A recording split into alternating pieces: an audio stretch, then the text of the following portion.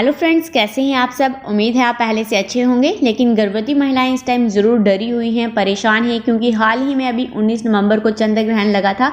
ठीक उसके 15 दिन बाद 4 दिसंबर को सूर्य ग्रहण लगने वाला है। इसको लेकर गर्भवती महिलाएं काफ़ी परेशान हैं और बहुत से क्वेश्चंस उनके दिमाग में चल रहे हैं। क्या ये सूर्य ग्रहण अगर भारत में है या नहीं है, अगर नहीं है तो भी क्या ग्रहण के नियमों का पालन उन्हें करना होगा। और गर्भवती महिलाओं के सूर्य ग्रहण से संबंधित सारे क्वेश्चंस के आंसर, सारे ए से लेकर जेड तक उनके दिमाग में जो भी क्वेश्चंस हैं वो सारी वीडियो आज इस वीडियो में मैं कवर करने वाली हूँ। आपके क्वेश्चंस होते हैं कि मैम सूर्य ग्रहण की टाइमिंग क्या है, दिल्ली में क्या टाइमिंग होगी, यूपी में क्या टाइमिंग होगी, पंजाब में क्या टाइमिंग है। तो दोस्तों, सूर्य ग्रहण की जो टाइमिंग इंडिया की है वही इंडिया में रहने वाले सभी राज्यों की होगी। सूर्य ग्रहण की टाइमिंग है शनिवार सुबह 10:59 से लेकर दिन के समय दोपहर 3:07 तक ये सूर्य ग्रहण दिखाई देगा। और अगर आप भारत में रहते हैं और गर्भवती हैं तो आपको इसी टाइमिंग में ग्रहण के नियमों का जो है वो पालन करना होगा। फिर चाहे आप यूपी में रहते हैं, पंजाब में रहते हैं, दिल्ली में रहते हैं, उत्तराखंड में रहते हैं या फिर आप गुजरात में रहते हैं, आपको इसी टाइमिंग में सूर्य ग्रहण के नियमों का पालन करना होगा। अब आपका अगला सवाल होता है, अगर ग्रहण भारत में नहीं है तो गर्भवती महिलाएं सूर्य ग्रहण के नियमों का पालन क्यों करें। क्योंकि ये जो सूर्य ग्रहण है वो ऑस्ट्रेलिया, अफ्रीका और अटलांटिक में दिखाई दे रहा है। तो दोस्तों, जब सूर्य ग्रहण भारत में है ही नहीं तो गर्भवती महिलाओं को क्यों सूर्य ग्रहण के नियमों का पालन करना होगा, क्योंकि ये सूर्य ग्रहण भारत में नहीं दिखाई देगा। तो दोस्तों, जब सूर्य ग्रहण लगता है तो पूरा जो अंतरिक्ष है वो प्रभावित होता है और पूरे अंतरिक्ष में हमारा भारत भी आता है और सूर्य पूरे अंतरिक्ष में एक ही है और सूर्य पे ग्रहण लग रहा है। सूर्य इस टाइम पीड़ित होते हैं तो इसका असर भारत में भी होगा, क्योंकि जब सूर्य ग्रहण की टाइमिंग है तब भारत में सूर्य का उदय हुआ होगा, यानी सूर्य दिखाई देगा, इसलिए सूर्य ग्रहण का प्रभाव तो होगा। फिर चाहे ग्रहण भारत में हो या नहीं। अगर सूर्य ग्रहण की टाइमिंग रात के समय होती तो फिर गर्भवती महिलाओं को नियम पालन करने की जरूरत नहीं होती, क्योंकि सूर्य का उस टाइम उदय ही नहीं हुआ होता। लेकिन सूर्य ग्रहण की टाइमिंग दिन के समय है, इसलिए गर्भवती महिलाओं को सूर्य ग्रहण के नियमों का पालन करना होगा और सावधानियां भी रखनी होंगी।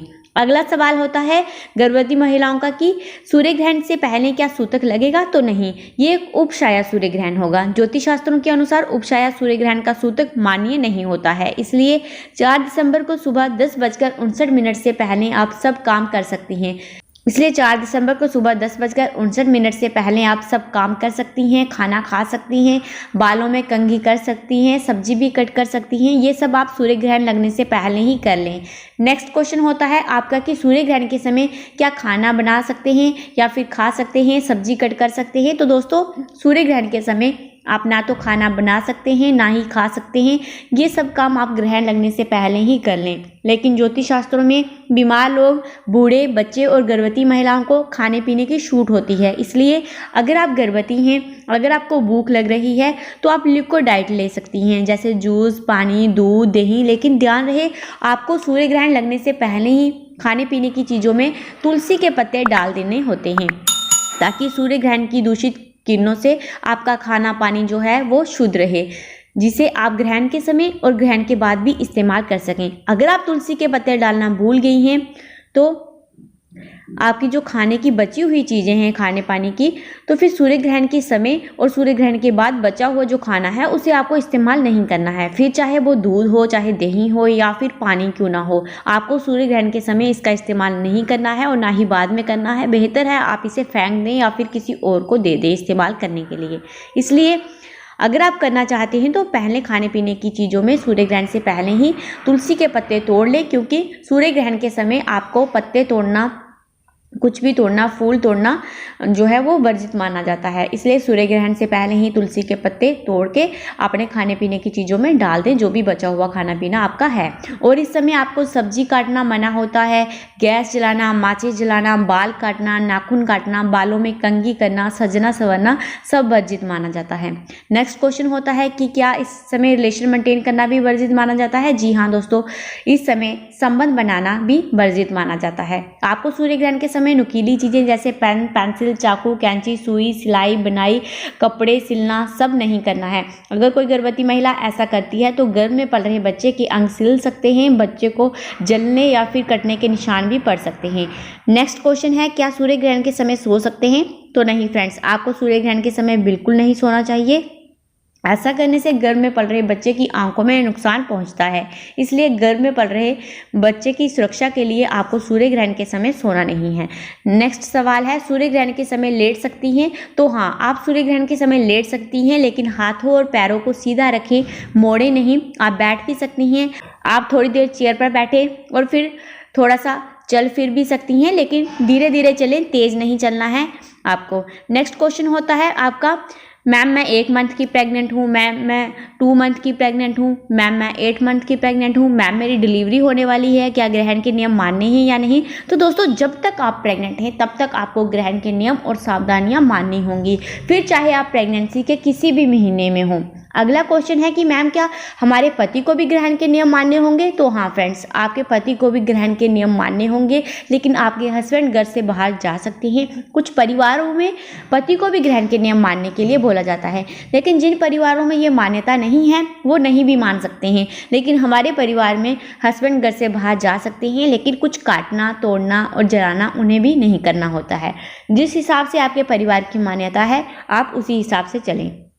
अगला क्वेश्चन है, क्या सूर्य ग्रहण के समय यूरिन और पॉटी कर सकते हैं? तो दोस्तों, अगर वॉशरूम घर के अंदर है तो आप कर सकते हैं, लेकिन अगर घर से बाहर है तो सूर्य ग्रहण के समय आप घर से बाहर नहीं निकलें। अब बहुत सी वीडियोस में बोला जाता है आप अपनी बॉडी को पूरी तरह से सर से पैर तक ढककर घर से बाहर जाकर वॉशरूम को यूज़ कर सकते हैं, लेकिन दोस्तों, चाहे आप अपनी बॉडी को कवर करके निकलेंगी, लेकिन तो भी सूर्य ग्रहण की किरणें आप पर पड़ेंगी, जो आप और आपके घर में बच्चे के लिए, आपके घर में पल रहे बच्चे के लिए ठीक नहीं मानी जाती हैं, नुकसानदेह मानी जाती हैं। इसलिए सूर्य ग्रहण के समय घर से बाहर नहीं निकले, क्योंकि सूर्य ग्रहण की डायरेक्ट किरणें आप पर नहीं पड़नी चाहिए। घर के उस कमरे में रहे जहां पर सूर्य ग्रहण की किरणें ना पड़े। घर की खिड़की दरवाजे बंद करके पूरा जो है वो पर्दे आगे कर दें। और सूर्य ग्रहण के समय गर्भवती महिलाओं को चाहिए कि वो सूर्य मंत्रों का जाप करें। अगर मंत्र मुश्किल लगते हैं तो आप फ़ोन पर भी मंत्र लगाकर रख सकती हैं। गायत्री मंत्र का जाप करें, इससे पॉजिटिव इफेक्ट आप पर होगा, क्योंकि जब ग्रहण लगता है तो इसका शुभ और अशुभ दोनों प्रभाव ही होते हैं।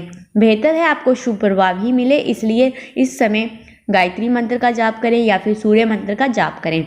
और सूर्य ग्रहण के समय गर्भवती महिलाएं अपने पास एक सूखा नारियल जरूर रखें। जो नारियल पूजा में इस्तेमाल होता है वही इस्तेमाल करना है, और अपनी हाइट जितना धागा लेकर सर से पैर तक हाइट जितना धागा लेकर कमरे में, अपने कमरे में जिस कमरे में आप बैठी हैं उस कोने में कहीं भी टांग दें। ऐसा करने से ग्रहण का प्रभाव आप पर नहीं होगा और आप और आपका बच्चा सुरक्षित रहेंगे। और ग्रहण खत्म होने के बाद इस धागे को और इस नारियल को चलते पानी में बहा दें। और ग्रहण के प्रभाव से बचने के लिए अपने पेट पर गेरू का लेप भी कर सकती हैं, या फिर ग्रहण से पहले तुलसी की माला बनाकर गले में पहन लें। ऐसा करने से भी ग्रहण का नकारात्मक प्रभाव आप पर नहीं होगा। ग्रहण खत्म होने के बाद नहा लें, नए बस्तर डाल दें और फिर पूजा पाठ मंदिर में कर लें, और घर की साफ सफाई भी अच्छे से कर लें, और घर पर भी गंगा जल का छिड़काव कर दें और खुद भी गंगा जल पी लें। तो दोस्तों, बस इस वीडियो में इतना ही। आपके सारे सवालों के जो हैं वो उत्तर मैंने आपको इस वीडियो में दे दिए हैं। फिर भी अगर कोई क्वेरी है तो नीचे कमेंट जरूर करें। Thank you guys.